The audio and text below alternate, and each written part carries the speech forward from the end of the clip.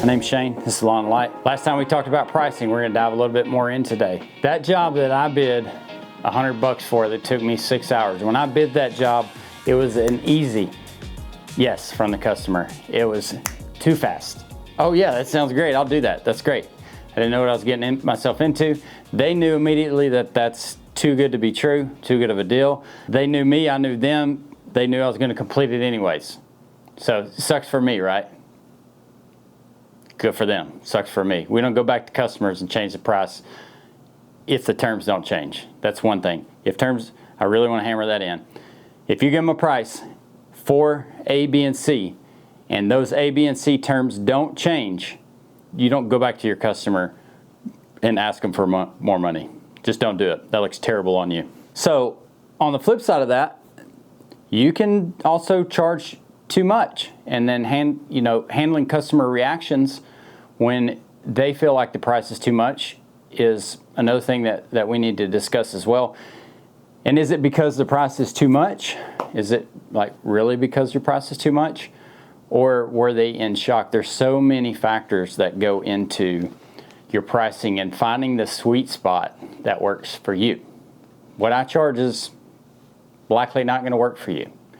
You might be a little bit less, you might be a little bit more, you might be a lot more than we are. And that's totally okay. Depends on your market and what your customers can stand. The right price is what the customer is willing to pay for it. So some indicators that are going to help you are by testing out your prices.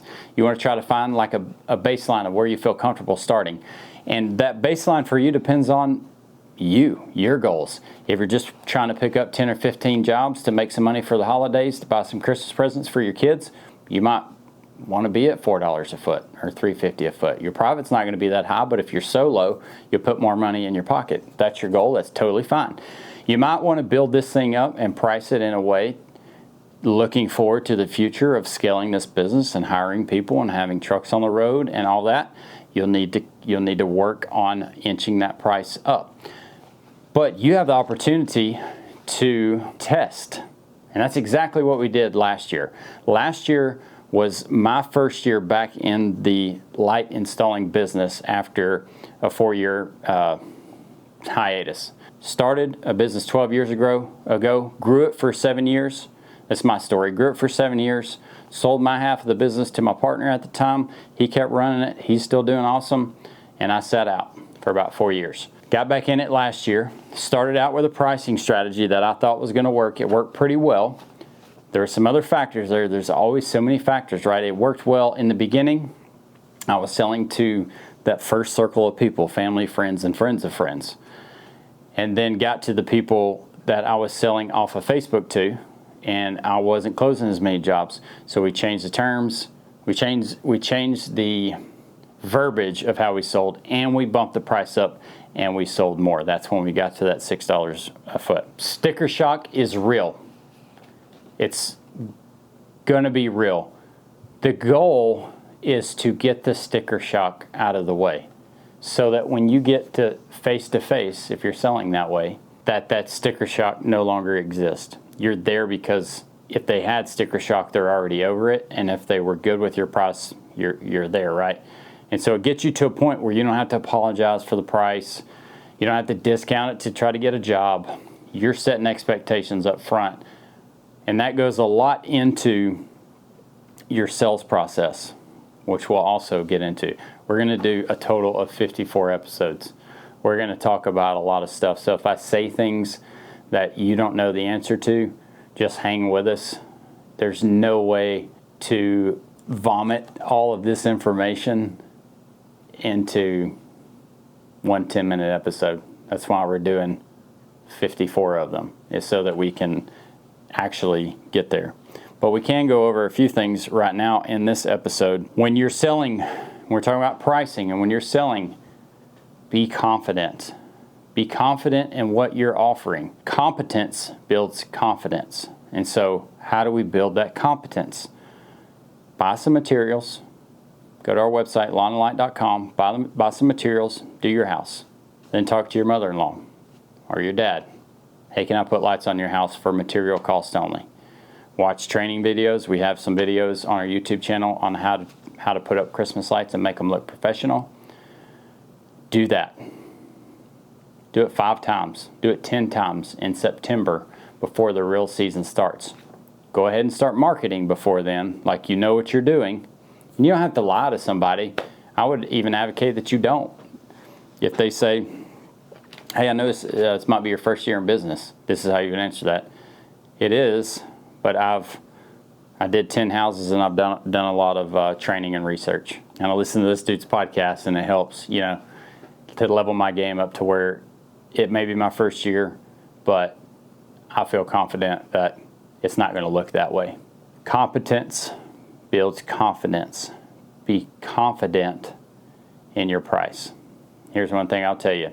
Don't go out there your first year and try to sell a job for, I'm going to say $10 a foot. Don't do that. You can, and maybe you'll succeed, but the likelihood is not great.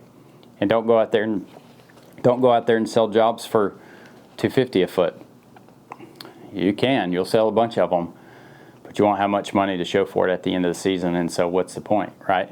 Aren't you in this to make some extra money or to start a cool business or to buy some Christmas presents or to pay off a car or to put another $10,000 down on your mortgage to try to help pay it off, or to send your kid to a daycare that they need to go to or a private school? There's so many reasons that we do things. Find your reason, your why, and then stick on it and stay motivated by it. When you're giving your price, and this is if you've prepared them already, right? But when you're giving your price, pushback is not always just due to price. It's typically because you did not set the expectations and educate your customer enough before you gave them the price. Part of our sales pitch on the phone, it's not really a sales pitch, it's a getting to know you. Our customer calls or we call them from a Facebook inquiry, and we get to know them and we go through the details of why we're professional, why we love doing this, how much we're going to take care of them, all of those things to establish a level of quality. And then we talk about price on the phone before we even go meet with them. So if you get pushback at that point, it's okay. That's not your ideal customer. But if you get pushback when you're selling to them face to face when you go out to give the quote, then we didn't do something right in the first parts of our process. Does that make sense? Pricing isn't a debate, it's a boundary. That's where you're at. Set your price where you're at. If you're cool negotiating, negotiate. But if you want to say, like, this is my hard line, well, then make it your hard line. If you're going to offer discounts, know your hard line. If my hard line's $4 a foot and I'll never go underneath $4 a foot, set your price at $5 and offer discounts down to $4.50 if they want to negotiate from there and you feel good about the job and it's not too crazy and you're not going to risk your life doing it. Maybe they offer you cash and cash sounds good to you. You're like, yeah, I'll do that and you wouldn't say you're doing it for $4 a foot, but yeah, I'll do that 100 feet for $400 or I'll do that 200 feet for $800. Know your boundaries, know your limits. That's it for this one. For the next episode, what are we talking about? Your customer says yes. What's next? Let's talk about customer onboarding and getting them in the system and being able to kick the job off right. Remember, love God, love others, and let your work reflect that. We'll catch you on the next one.